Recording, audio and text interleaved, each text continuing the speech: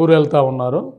వీళ్ళు ముగ్గురు ఎదురుగా వచ్చే క్రమంలో లేదా వీళ్ళు అతను పిలిచాడో లేదో తెలియదు కానీ డైరెక్ట్గా వెళ్ళిపోతా స్పీడ్గా కుట్టేశాడు. కొట్టేస్తే వాళ్ళు ముగ్గురు వెళ్ళి కింద పడిపోయాడు. వీళ్ళ కారు వెళ్ళి పొలంలో పడిపోయింది. ఇది సంఘటన, వాస్తవం పరిస్థితి ఇది. దీన్ని ఇంకా మొత్తం మసాలా యాడ్ చేసి 99 ముఖ్యంగా వాళ్ళే 99 బ్రహ్మనాయుడు వీళ్ళంతా కూడా వెనక్కి ముందుకి కారు దూకిచ్చారన్నాడు. ఫార్చునర్ కారు అసలు మీరు ఒకసారి దూకిస్తేనే మనిషి నుజ్జు అయిపోతారు. వెనక్కి ముందుకి అది కాదు. రెండోది వచ్చేకి వెళ్ళిన విధానం, లక్కీగా బ్యాక్ ఇతను చనిపోయిన అతను రంగా ఫోటో ఉండటం, చంపిన అతనిది చౌదరి అని ఉండటం, ఈ రెండింటిని ప్లే చేసి రచ్చగొట్టి ఈ క్రమంలో దాసరిరామ్ వచ్చి మాట్లాడింది బాగా కోపం వచ్చింది. ఎప్పుడైతే దాసరిరామ్ మాట్లాడక ముందు కందుకూరులో కులం లేదు, అందరూ అమ్మాయికి అండగా ఉన్నారు. అందరూ చంపినోడిని వాళ్ళ ఊరోళ్ళు తీసుకెళ్ళి ఇచ్చారు. వాళ్ళ పెదనాన్న వాళ్ళు బాబాయిలు అందరూ తీసుకెళ్ళి ఇట్లా వీడిని ఒప్పుకిచ్చింది వాళ్ళే. ఎందుకంటే తప్పు అని. ఈ రామ్ వచ్చి మాట్లాడి ముఖ్యంగా అది మాట్లాడిన విధానంలో ఆడంగోళ్ళు కమ్మోళ్ళు అందరూ ఆడవాళ్ళ పక్కలో కొనుక్కుంటారు. వాడు బాగా చూస్తే అనకూడదు. నేనేమంటానంటే ఒక కులానికి అన్యాయం జరిగినప్పుడు ఆ కులం గురించి మాట్లాడుకోవచ్చు, మమ్మల్ని కూడా మద్దతు ఇవ్వండి అని అడగవచ్చు, గట్టిగా న్యాయం చేయండి అని అడగవచ్చు, పరిహారం అడగచ్చు, ఏవి లేవు. ఎప్పుడైతే ఇతను మాట్లాడంగానే అప్పుడు చంద్రబాబు నాయుడు గారు భయపడి ఉలిక్కిపడి మొత్తం ఇష్యూనంతా కూడా డైవర్ట్ చేసేసిన విధానం చూస్తూ ఉంటే, సంఘటన చెప్పినప్పుడు మేము చెప్పినప్పుడు రెస్పాండ్ అవ్వాలి కదా మీరు. మరి మీరు ఇప్పుడు ఎందుకు రెస్పాండ్ అవ్వలేదంటే ఇట్లాంటి ఇష్యూస్ అయ్యి ఎవరన్నా కులం గురించి గొడవ తీసుకొచ్చి చర్చ తీసుకొస్తే భయపడేసి దానికి పరిహారం ఇష్టం వచ్చినట్టు చట్టబద్ధం కాకుండా ఇచ్చే ఈ సంఘటనకి ఏమన్నా ముఖ్యమంత్రి గారు ఏమన్నా భయపడ్డారంటారా? భయపడ్డాడు అంతే. ఇప్పుడు నేను అంటా ఉంది, ఇప్పుడు ఇద్దరి మధ్య జరిగిన గొడవ మేమేం చెప్పాం, అమ్మాయికి ఉద్యోగం ఇవ్వండి, అలాగే కుటుంబాన్ని సీఎం రిలీఫ్ ద్వారా ఆదుకోండి అన్న, అవి చేయాలి. లేదు మీరు అబ్బాయికి అన్యాయం జరిగిందంటే మీ పార్టీ నిధులు ఇవ్వండి. మీ పార్టీలో బొచ్చుడు మంది ఎమ్మెల్యేలు ఉన్నారు, ఎంపీలు ఉన్నారు, 70 కోట్లు 200 కోట్లు ఖర్చు పెట్టిన వాళ్ళు ఉన్నారు. ప్రభుత్వ సొమ్ము ఇన్ని ఎకరాలు ఎలా ఇస్తారు, ప్రభుత్వ డబ్బులు ఎలా ఇస్తారు? నేను అడుగుతా ఉంది, మీరు వచ్చిన 1 ఇయర్లో ఇన్ని మర్డర్లు జరిగాయి, ఎన్నో క్రైమ్ జరిగాయి, చనిపోయిన వాళ్ళ కుటుంబానికల్లా ప్రభుత్వ సొమ్ము ఇస్తారా? ఇదే దళితుడో లేదా ఎవరన్నా అయితే చనిపోయిన వాళ్ళకి ఇస్తారా? అసలు పురుగులుగా చూస్తున్నారు వాళ్ళని. అనంతబాబు అనే వ్యక్తి గత ప్రభుత్వంలో ఆ అమ్మాయిని గర్భిణీతో కూడా ఉన్నా కూడా చేసేసిన అసలు అమ్మాయికి ఏమైనా న్యాయం చేశారా? చెప్పుకొని వచ్చారు కదా, ఏమైనా న్యాయం చేశారా? మరి చేయలేదు కదా మీరు.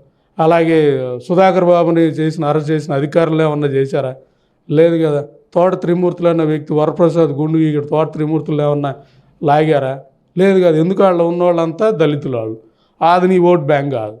ఇక్కడ నీ ఓట్ బ్యాంకు కాపు నీ ఓట్ బ్యాంక్. ఎందుకంటే నీకు అర్థమవుతా ఉంది, కాపు నా ఓట్ బ్యాంకు, కమ్మలు వచ్చే కూడా నీ ఓట్ బ్యాంక్. కానీ కమ్మలు ఏంటంటే నీకు గట్టి చార్జ్ చేసి కట్టు బానిసలు. ఎందుకంటే వీడు ఎటు తిరిగినా సూరు పట్టుకొని ఎడ కూర్చొని ఉంటాడు. ఇది కదా రాజకీయాలు చేస్తూ ఉంది, కుల రాజకీయాలు చేస్తూ ఉన్నారు రాష్ట్రంలో. నేను అంటుంది అది కాదు. సమస్యను స్పందించి అందరిని ఒకేలా ట్రీట్ చేసి అందరిని కలిపే విధానం చూసి ఆ దాసరిరామ్ మాట్లాడిన అతను అరెస్ట్ చేయాలి కదా.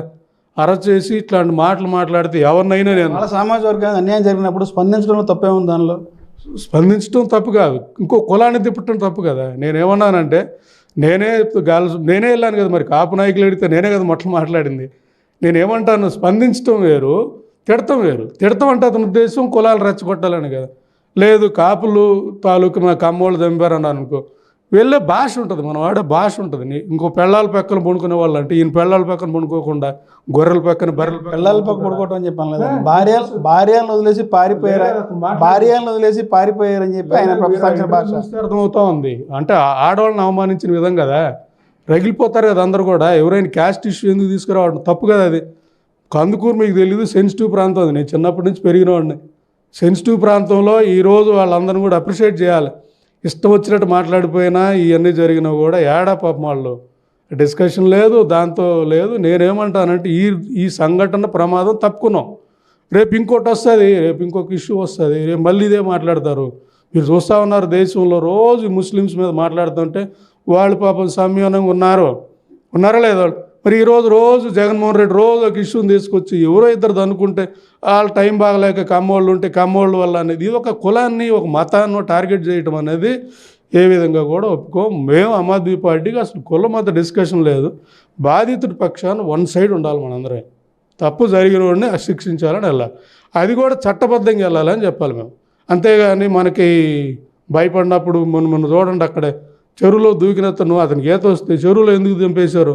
మీ పార్టీ ఎంపీటీసీ అనగానే మా పార్టీ ముద్ర ఏడబడుతుందని అతను ఒక దళితుడు కాబట్టి కౌన్సిలర్, పార్టీ మున్సిపల్ కౌన్సిలర్, అతను తీసుకెళ్ళి చెరువులో ముని దూకి చచ్చిపోయాడు. కామెడీగా ఉంది చెప్పండి. ఎవరైనా చెరువులో దూకి చచ్చిపోతారు అంటే చట్టం మీ చేతిలో తీసుకుంటారంటే మీరు భయపడతా ఉన్నారు. ఓట్ల రాజకీయం కోసం కాదు. చట్టబద్ధంగా అతన్ని ఫోక్ చట్టంలోనో లేదా 30 ఏళ్ళు 40 ఏళ్ళు జైల్లో పెట్టండి. కందుకూరు అతను కూడా చట్టబద్ధంగా మొత్తం ప్రాసెస్ చేసి చట్టండి. బాధితులకి ఉపాధి ఉండండి. మన తోట చంద్రయ్య చనిపోతే తోట చంద్రయ్య కొడుకు కోసం మళ్ళీ ఒక జీవో పాస్ చేసి ఎవరు సొమ్ము ఇవన్నీ? ప్రభుత్వ సొమ్ముని ఇట్లా కక్షా వాతావరణం ఒక పాలసీ లేకుండా వెళ్తే రేపు ఇంక ఇదే విధంగా వాళ్ళు మీరు చంపుకుంటూ ఉంటారు. జగన్మోహన్ రెడ్డి మీరు చనిపోయిన వాళ్ళకల్లా డబ్బులు ఇచ్చేస్తా, చనిపోయిన వాళ్ళకల్లా ఇస్తా. రెండోది ఆస్తులు జప్తు చేయటం. అతను ఆస్తి జప్తు చేశారు, అతను క్రేన్లన్నీ జప్తు చేశారు. ఏడన్నా ఆస్తులు జప్తు చేయటం ఉందా అంటే మాట్లాడేవాళ్ళు లేకపోతే ఏదైనా జరిగిపోయే విధానం. ఇది తప్పది. ఇవన్నీ ఏంటంటే అన్రెస్ట్ వస్తుంది. మీ నమ్మరు. నేను చూశాను. ఎప్పుడైతే దాసరావు మాట్లాడక ముందు కందుకూరు ప్రజలంతా ఒకలా ఉన్నాం. అంటే కంప్లీట్గా ఆయనకు మద్దతుగా ఉన్నది. ఇతను వచ్చి మాట్లాడటం వల్ల రెండో డిస్కషన్ వచ్చిన పరిస్థితి. అది ఎవరు అవకాశం ఇచ్చింది? ప్రభుత్వమే కదా. ఈ రెండు కులాలు కలిసి ఉండాలనుకున్న కులాలు, గట్టిగా రైతు కులాలు, పనిచేసే కులాలని కలిపి ఉండే విధానం అంటే చట్టబద్ధంగా ఎవడన్నా వెళ్ళే విధానం ఉండాలి. వ్యతిరేకంగా ఎవరున్నా చర్య తీసుకునేటట్టు ఉంటే ఇష్యూ రిజాల్వ్ అయిపోతుంది. మీరు చూస్తే మొత్తం వైసీపీ సోషల్ మీడియాలో అవన్నీ కూడా మీరు చూస్తే గ్రూపులన్నీ కూడా షేర్ చేసినవన్నీ కూడా వైసీపీ సోషల్ మీడియా, ఈ కంటెంట్ ఎవరెవరు వీళ్ళందరూ కూడా వాళ్ళు మొత్తం కూడా పవన్ కళ్యాణ్ వాళ్ళకి ప్రిఫరెన్స్ ఇవ్వనోళ్ళు. మీ పవన్ కళ్యాణ్కి మీకు డిఫరెన్స్ ఉంటే మీరు చూసుకోండి, కానీ కులం డిస్కషన్ కాదు. మరి ఆ కులంలో అందరూ ఒక పార్టీలో ఉండరు కదా. మళ్ళీ జగన్మోహన్ రెడ్డికి ఆ కులం ఓట్లు అవసరం లేదా? మరి 40% ఓట్లతోటే కదా నువ్వు అన్ని సీట్లు వచ్చింది.